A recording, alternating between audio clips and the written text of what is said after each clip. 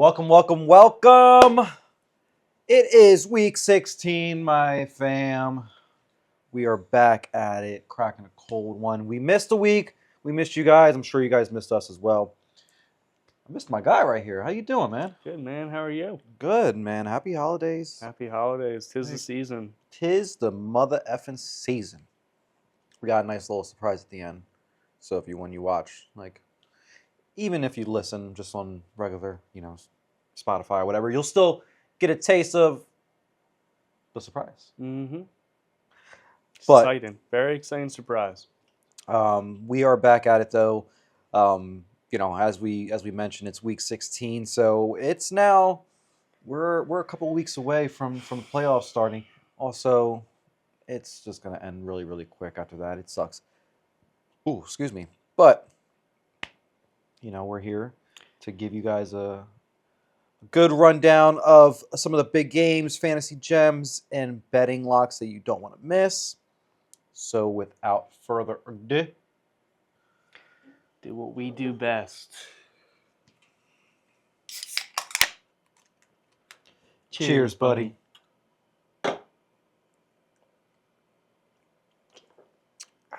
Surfside. You know the drill. Got a whole lineup of you guys today. Yep.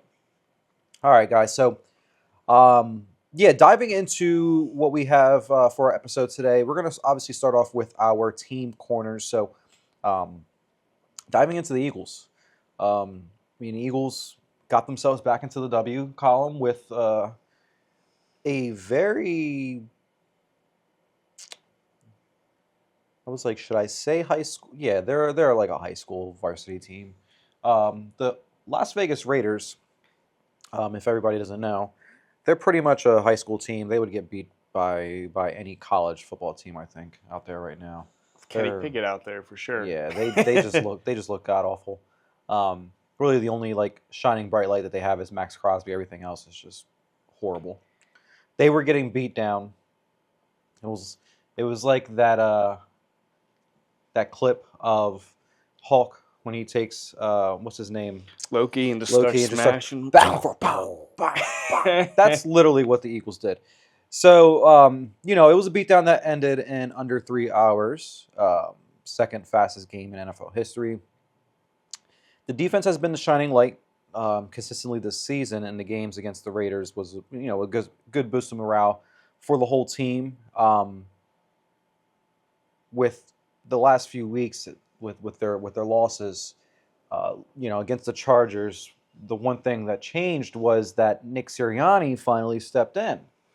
Nick Sirianni is now stepping in, and he's the one that's making suggestions on play calling and things like that. So there's been at least some changes in the fact that the offense has looked a little bit better since then. They've been rushing a lot more, focusing on getting, the rushing game, that momentum there.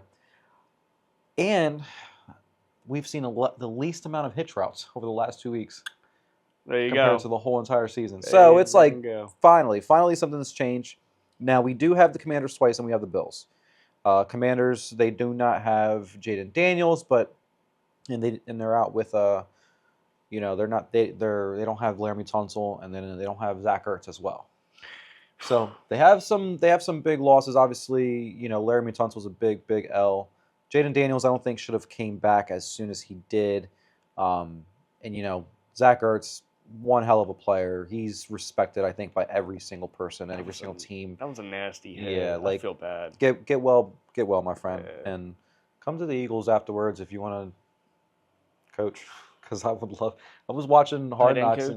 I was watching Hard Knocks, and there was he makes some good suggestions to. I forgot who their backup tight end is, but he was essentially giving them some good suggestions, some good pointers and whatnot. But no, so it's. I think it's a good, like I said, that game last week was a good momentum game, good good boost of momentum for them. We need to win this game this weekend against the Commanders, so then we can go ahead and lock up the NFC East, be the first team to lock up the NFC East in over 21 years. Back to back, I should say back to back. Yeah, in 21 years. But no, playoffs should be interesting. So let's keep the momentum up. Yeah, I think if you're an Eagles fan, have to be happy with the fact that you won the game that you're supposed to win. Yeah. And not only that, you did it handily. 31-0. You shut him out. Kenny Pickett probably shouldn't be in the league, in my opinion, at this point. I don't even know if he's a backup. He doesn't throw the ball farther than 15 yards down the field. So, but again, great to see them get the win they're supposed to do. Jalen Hurts looked a lot better, a lot more comfortable. Same thing with Saquon Barkley, was able to get him going. So love to see that going into a divisional game tonight. Washington, they're going to try to play spoiler versus you guys. 100%. They got nothing to lose there. So this is definitely a game, again, should win, right? Should not be a hard game, I think, to get ahead in. But Washington's defense is no slouch. I mean, their run defense is kind of weak. The defense is up and down. They're very Actually, old. let me take that back now. Their defense sucks. They're very old. That's the big sucks. problem. I think the Eagles are going to, we'll talk about the game a little more later, but I think they're going to have a little bit of a smackdown. So I think the last 4 games here to end the season, minus the Bills, right? It's good games to get on track and get the offense flowing. For sure. I completely agree. So let's go ahead and go into your team, the Tennessee Titans. Yeah, so they played the Niners last week, and the Niners look very good. I'm going to give them, their props. They're putting up points. Shanahan's done a great job with that team, given everything that they've kind of dealt with this year. Titans, I think it was the best I've seen the offense all year. They put last 2 weeks has been really good. The Cam Ward's settling in a lot more, throwing some touchdowns, 24 points on the board, which is the best we've seen maybe all season. And not only that, versus a San Francisco defense that is no slouch. Well, so we didn't get a chance to talk about them when they played against the the Browns. Yeah. I mean, Shador versus Cam. And we talked about that was, you called it the toilet bowl game. I personally think that the toilet bowl game would be the Raiders versus the Browns, like that type of ordeal.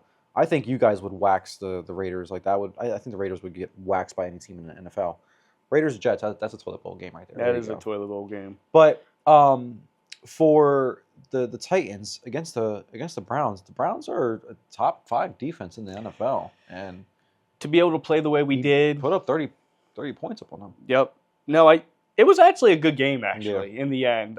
Both Sanders and Cam Ward played pretty well, which I think bodes well for their futures being quarterbacks in this league. So, and again, I saw something out of Cam Ward again last week. So the trajectory is going up and up. Good things we're seeing. Those small things, again, we were talking about, like I'm going to bring him up again, Drake May. We're seeing those things with Cam Ward. So, I don't know if there was a clip by Adam Schefter, and he was talking about the Titans' job being open. Yeah. And he was saying, a lot of people might not overlook, but this is one of the best jobs you could probably go into.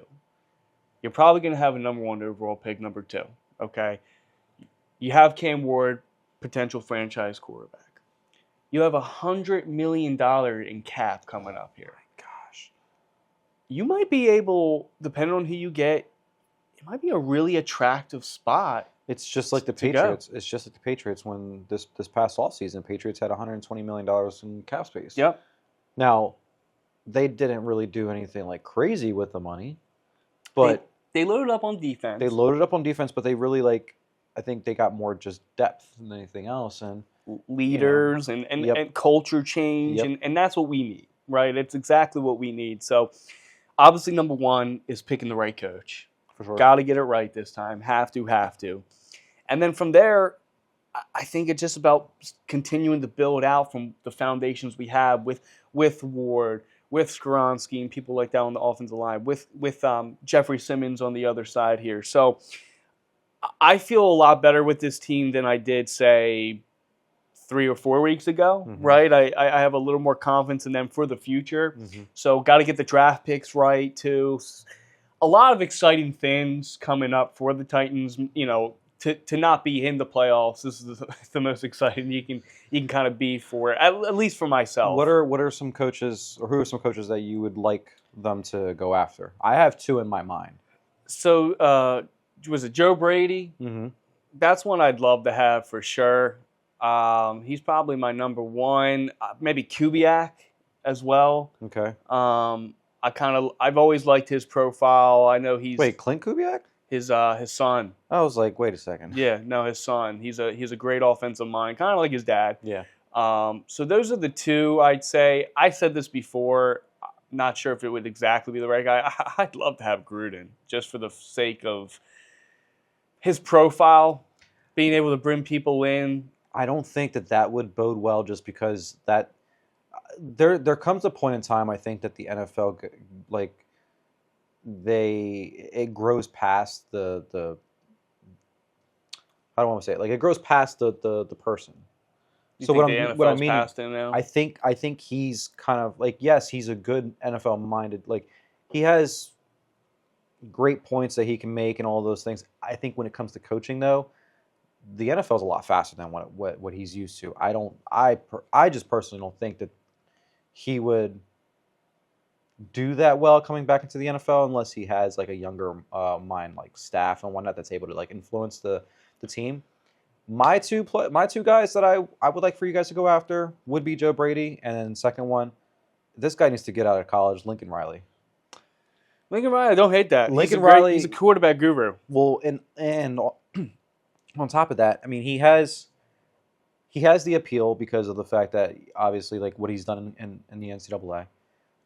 I think personally, he needs to take that next step. I don't think there's going to be much he's going to do or win at USC. Yeah. So he should take that next step in coming to the NFL. I personally would love for him to be an offensive coordinator next year for the Eagles. So if you guys want to go ahead and be stupid and hire Kevin Patullo, that's fine. That ain't happening.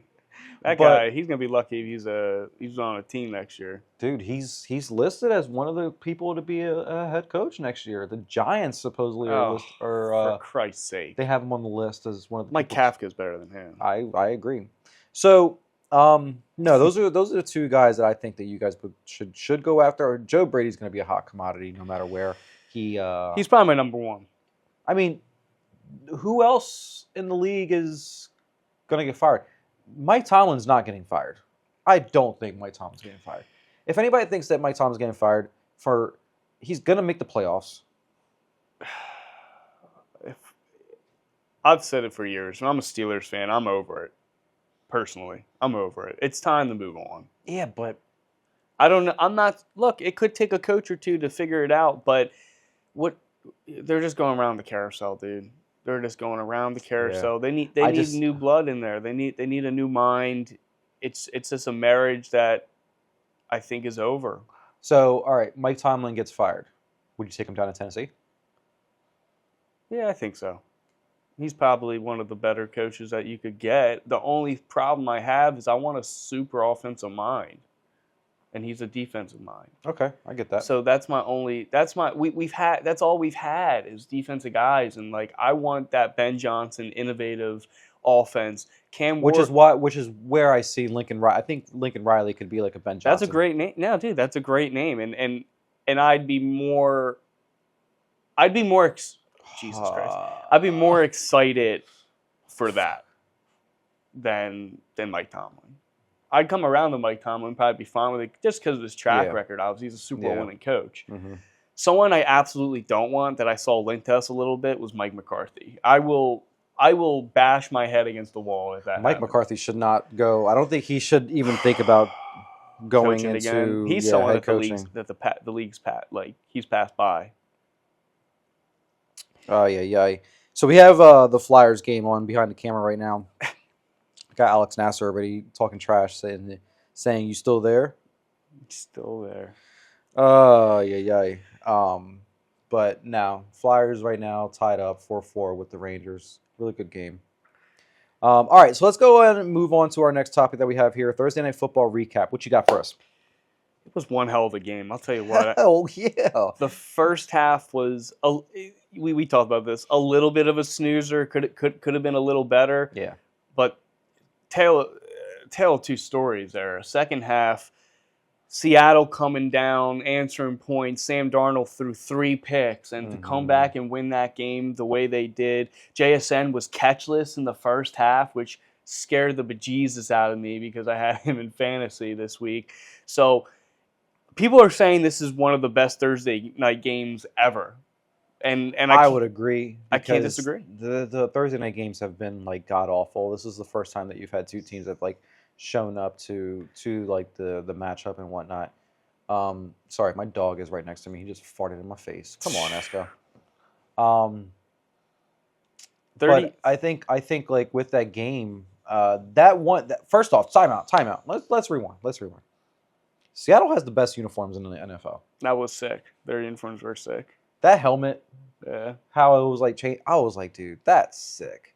Seattle has the best uniforms in the NFL. Really, really scary defense. This team's they're gonna be freaking. It shook up the whole entire NFC. The whole entire NFC right now. That was a pivotal game for the NFC. When you looked at the NFC playoff picture last week compared to this week, and what's funny is, let's just combine both of our topics because I am actually talking about the playoff picture as well. Okay. So, last week with the Seahawks and Rams, okay, Rams were number 1, and the Seahawks were number 5. Yeah.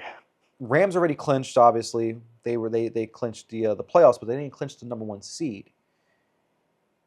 And now the Seahawks are number 1. Rams are number 5. Seahawks have also clinched the playoffs, not the number 1 seed. Right. We still have Seahawks, Rams, Bears, and 49ers. The potential to have the number 1 seed. I'm sorry, not Bears. Packers and 49ers to have the number 1 seed. That is... This race here in the NFC is absurd because in the next 2 weeks, so many things could happen.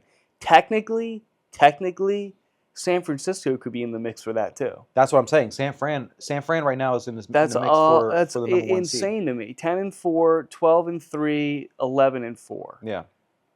You have probably the tightest race in the NFC in history of the NFL. Like, this is... I've never seen it this close, this tight. Let's talk about this. Do we both agree? I think at this point, I'm not scared of Tampa. I'm not scared of Tampa. Nope. Their defense is not as good as they were earlier this year. They have I know they got Mike Evans back, but they've been injury-ridden all year. I think maybe from a continuity standpoint, they could have an up and down type of games here, and they might just... right now... they'd be playing the Rams. Rams would rout them, I think. Well, so the Rams would have a... Because it'd be 4-5, right? Oh, yeah, I'm sorry. I was looking at your... When I was looking at your screen, I thought the logos were switched. Yeah. Damn, yeah. The Rams I definitely think would... I think they win handily. So that's interesting. Damn, Eagles, Niners Niners, that's a great, and then Packers, Bears. That'd be a great playoff. This would lineup there. Yeah. And we can't count out right now. We cannot count out the Lions. The Lions have a really, really tight game this weekend. If they win, they can put themselves back into the playoff race. And Carolina. They could still take the division technically as well. Yeah. Wow. This is great. This is what we freaking live for. And with Carolina's playing a divisional rival this weekend. So with Tampa Bay. So that's just as big as the game we just saw Thursday. Exactly. Wow. Exactly. So playoff race is really, really tight. I'm fine with the Eagles. Talking about the Eagles for a second, I'm fine with the Eagles just staying at the number 3 seed. Just stick with that. Get your one game at home, and then figure out the rest of the playoffs. I don't think that playing at home is that big of a deal. Yes, it gives us a lot of momentum, but we got at this rate we rode our own ship, so we gotta figure it out. I agree. I would almost say that.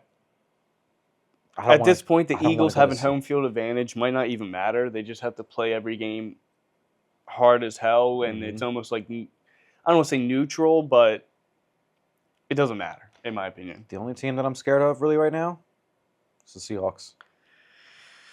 I mean, them and the Rams. I think that's your competition. I think the Rams are definitely like a. I'm not looking over the Rams for sure.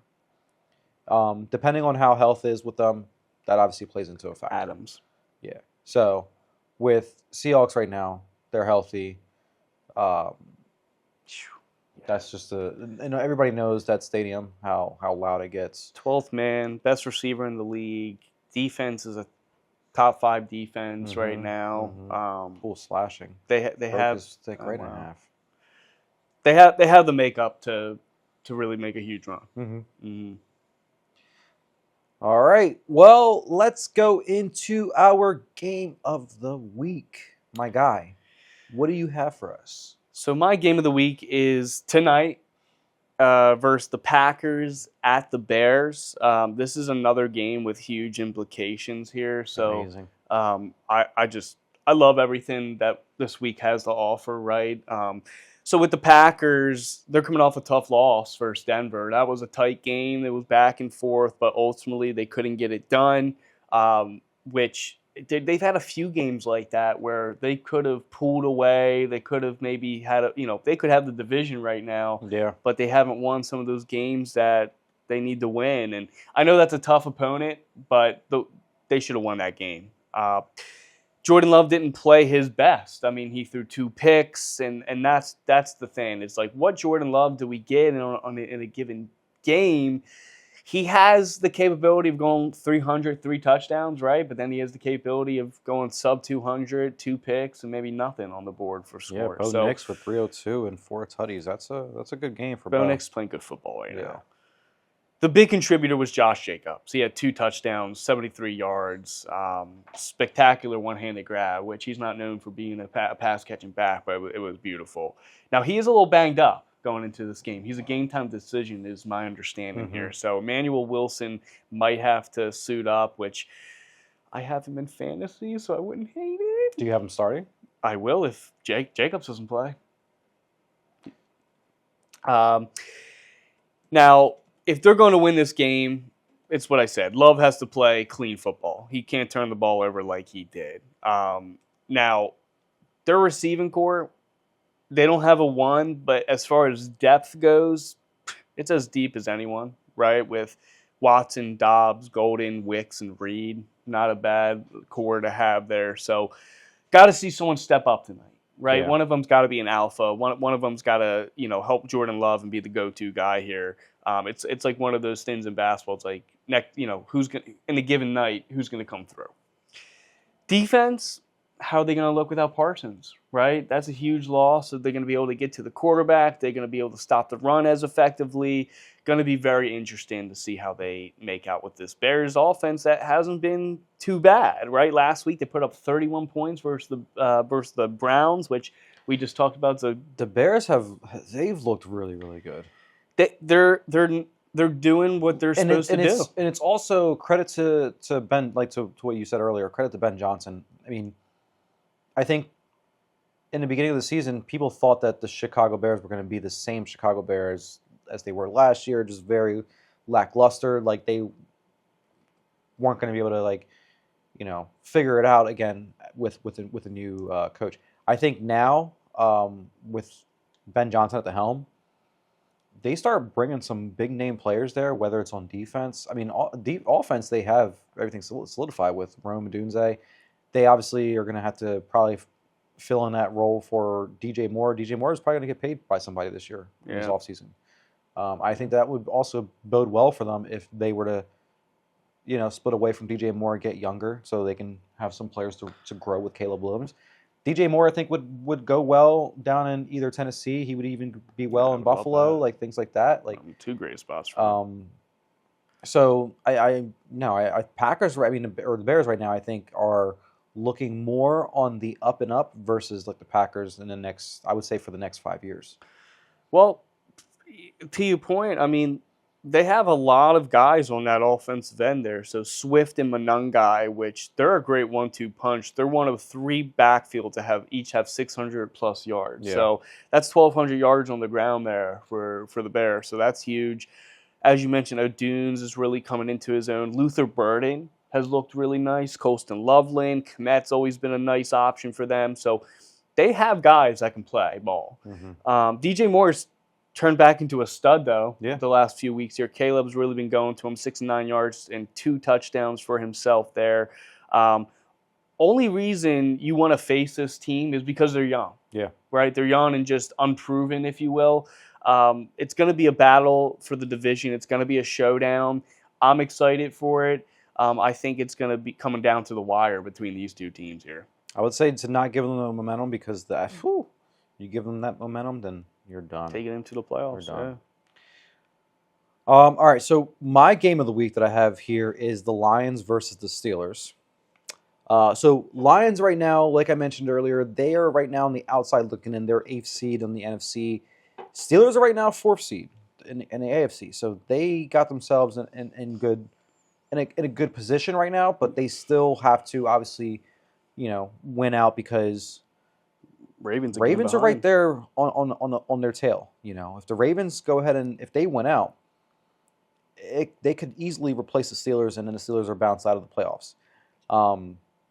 So with this game this weekend, the one thing I want to say is that Jahmyr Gibbs over the past few weeks has been outstanding. David Montgomery has kind of taken more of that step back. He's rushed less than 15 times a game over the last 5 weeks. Sucked for me and my fantasy team because of the fact that literally, tripping. There we go. Rangers, you guys suck. Sorry. We got OT right now, guys. So my mind is just really on this game. But Jahmyr Gibbs, like I said, he is right now he's I would say the most complete NFL running back in the league right now. He can do it all. He can do it all. Don't give him 5 yards because he will figure out how to make those 5 yards into 60.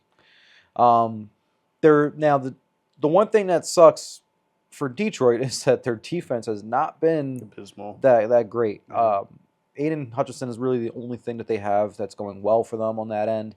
But Pittsburgh is missing T.J. Watt. They also have Nick Herbig out. So Steelers have some issues on their end. Also, Aaron Rodgers is playing through a fractured wrist. So there's some issues that's happening over there.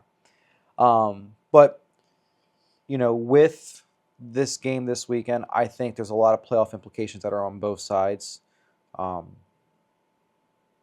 So we'll see how it goes, but yeah, it's going to be an interesting one to look at with like I said, if Pittsburgh loses and the Ravens win, Ravens immediately replace the Steelers in that 4th seed. The 3 teams in the AFC that basically it's going to be really interesting to see what the shuffle is Steelers, Ravens, and then the Colts. Yep. Because if the Colts start losing out, it might open up the opportunity for the other team to slide in there potentially, depending on how this all plays out. True. That's true. That is true. All right, let's move on to our upset alert. What you got? So my upset alert is the Panthers over the Bucks. I like it. I was just saying how the Bucks, they're kind of having up and down games. They've lost some games they probably should have won, injuries along the way. Panthers have a lot to play. Not that both teams don't, but they have so much to play for. This is a huge for, I think, their culture, for their organization, for their coach, for the players. It almost feels a little more important than Tampa Bay, for Tampa Bay, right? Carolina has not been in this position for a long, long time. I think that Bryce Young is playing his best football right now. I think that because of that, they are going to be able to get it done. They are home, I believe. Let's see here. Bills, Chargers, Panthers. Yes, they are home. So that's another factor that I love. Being able to be home dogs is always a huge boost for a home team. So Panthers, I got you. Don't let me down this time like you did versus Niners. Dude, Carolina's looking really, really, really freaking good over these last few weeks. You got to tip your hat to Canales. Jeez. He's doing a great job. I mean, and this is the thing is that I thought that Canales was going to be I thought he was going to be out of the league after this year. I was like, oh, this guy's shot. When didn't they bench There was a time where Andy Dalton was starting.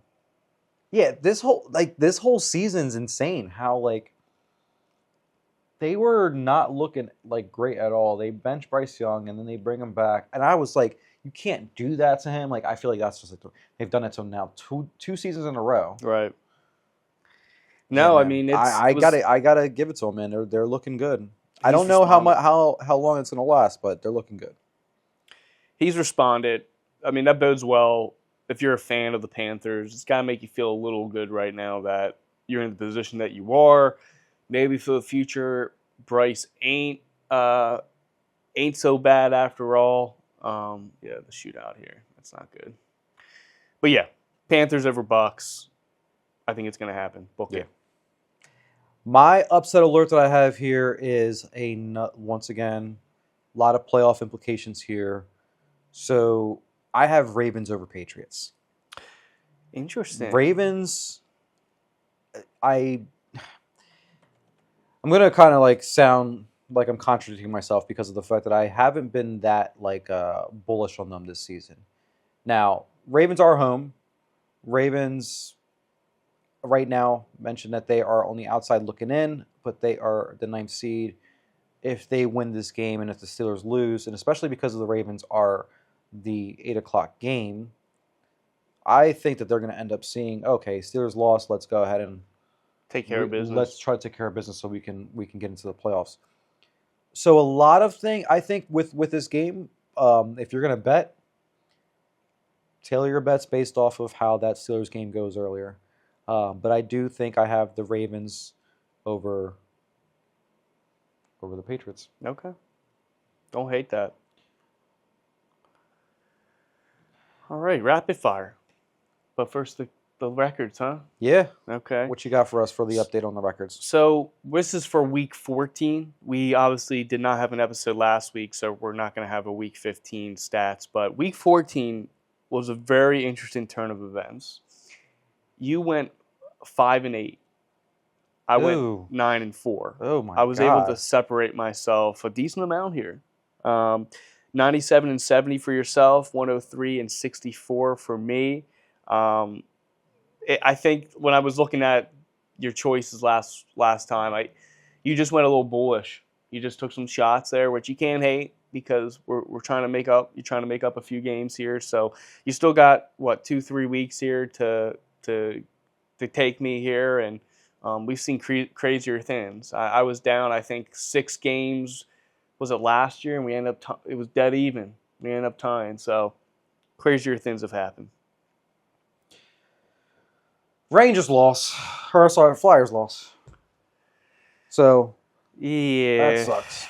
Yeah, that sucks. 5-8 though. That's not good. That is not good.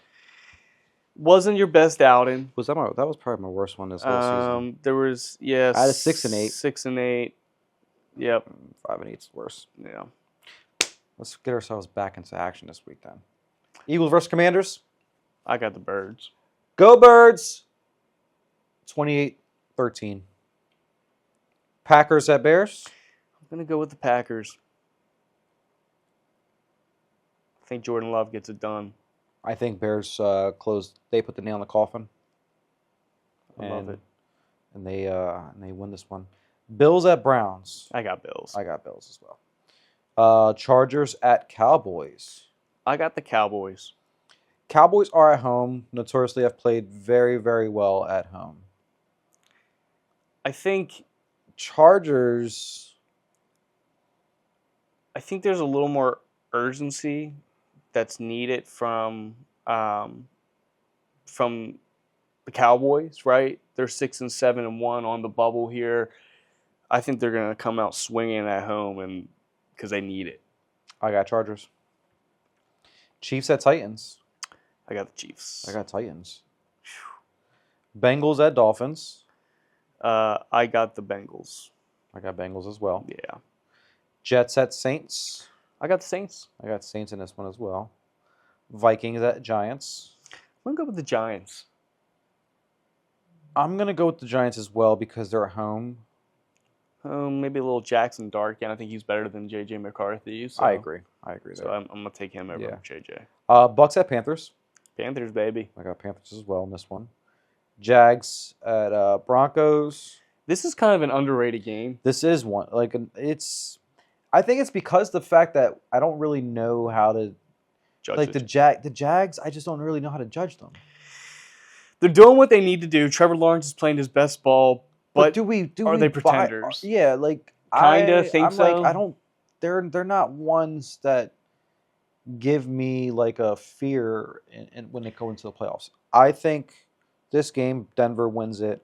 I have Denver, but I'll say this. If they're able to go into Denver and beat them, I will give them their flowers next week. I will as well. Yeah, I agree. Falcons at Cardinals. I got Falcons. I got Falcons as well. Steelers at Lions. I got Lions. I think that it is a close one for me, but I think the Lions, it's kind of like the Cowboys. Backs against the wall. They need a win. Yeah, I got Lions as well in this one. Raiders at Texans. Texans. Could you imagine if I said Raiders? That was crazy. Texans. Patriots at Ravens. I'm going to go with the Patriots. I'm going to go with the Ravens here. And then the last one we have is 49ers at Colts. I got the Niners. I do have the Niners as well. I'm not putting faith in old man Phillip Rivers. I cannot. Yeah. All right.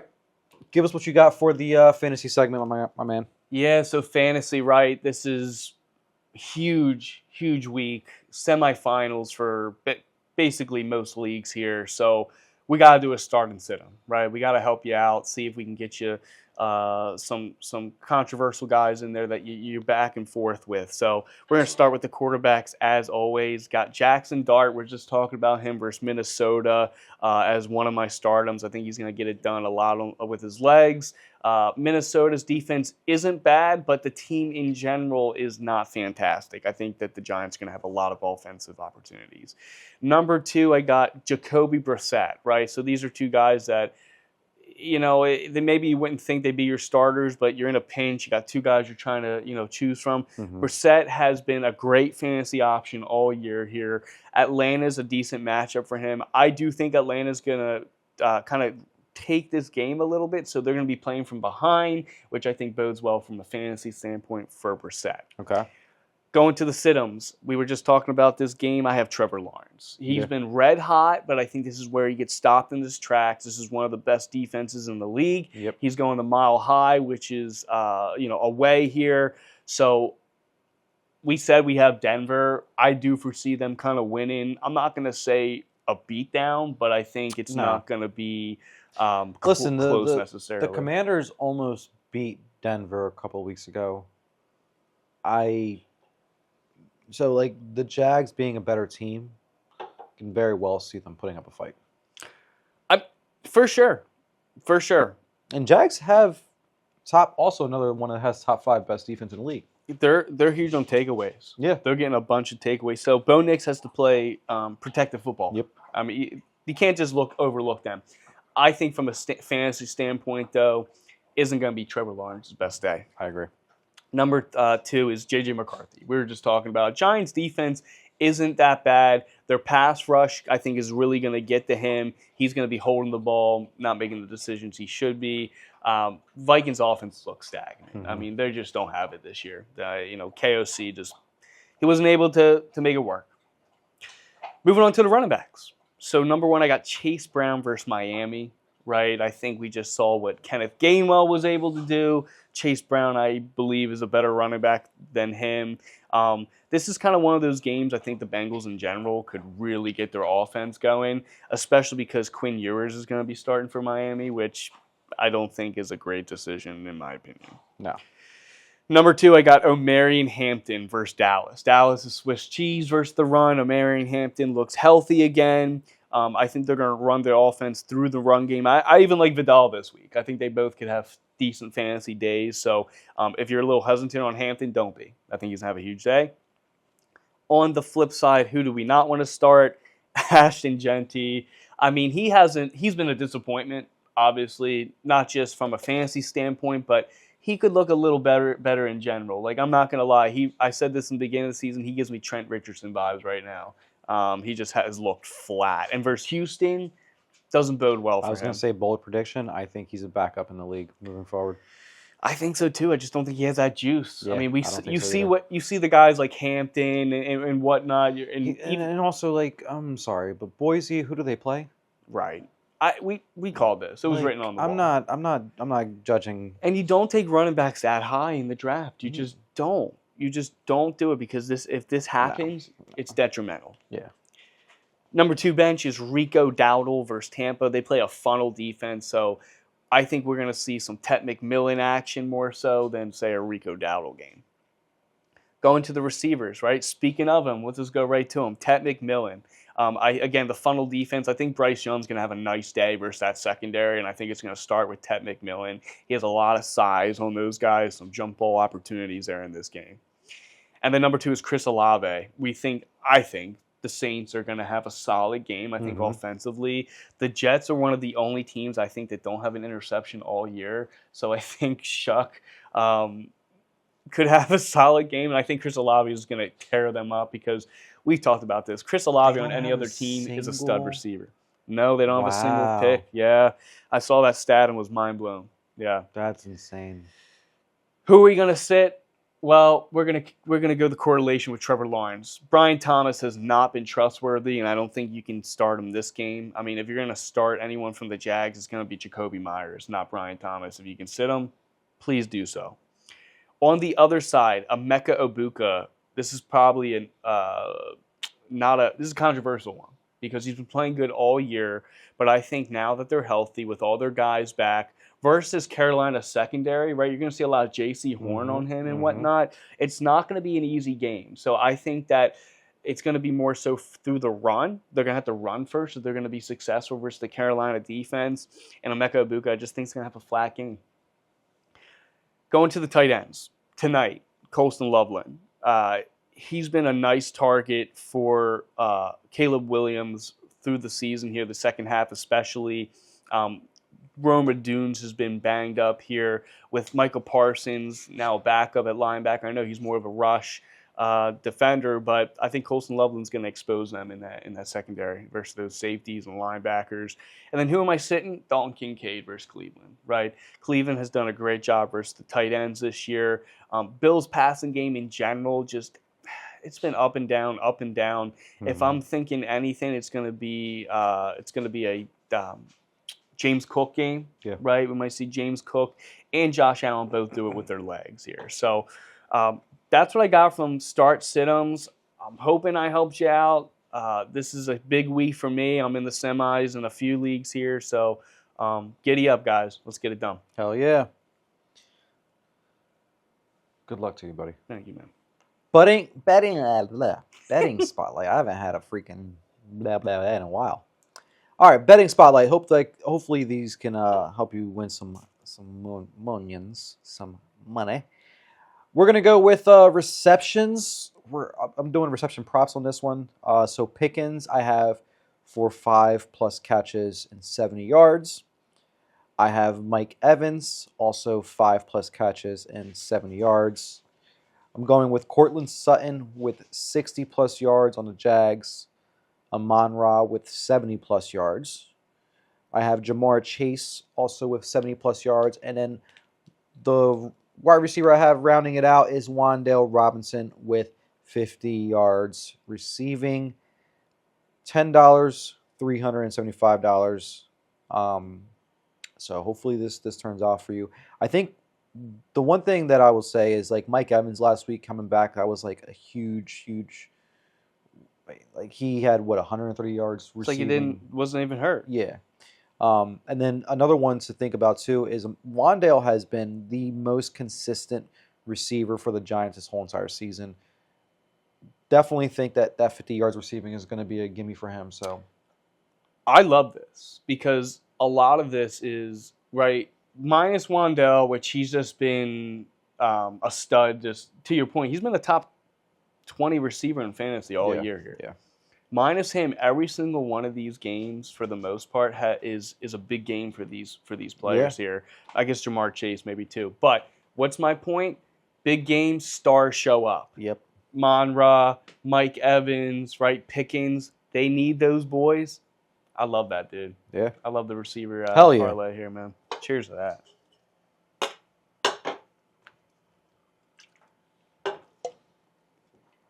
Well, hopefully this bodes well for you guys, and the fantasy nuggets goes ahead and helps you guys win, or the betting helps you guys win some extra money. And if you guys need anything, you guys reach out to us. You let us know what you want to hear, what other topics. So one thing I do want to let you guys know, we do have NBA coming up. I've talked about this before, but NBA is going to be focused on the Sixers. We may dabble in on just other topics in the NBA, but we're going to mainly just talk about the Sixers when it comes to the NBA. So be prepared for that. And the last thing I wanted to do for today, 'tis the season, my guys. It is holiday season, and in my culture, and for us Puerto Ricans, we have something called coquito. So essentially like the Spanish version of eggnog. In my opinion, just a lot better. Here, you can take that one. That was a close one. Yeah, I was like, whoa, that went up all the way to the brim. All right. Shout out to Janice Tyler for hooking me up with the coquito this year. My man, appreciate you. Appreciate you. Merry Christmas, Happy Holidays. Merry Christmas and Happy Holidays to all of you guys that are tuning in. And without further ado, cheers, buddy.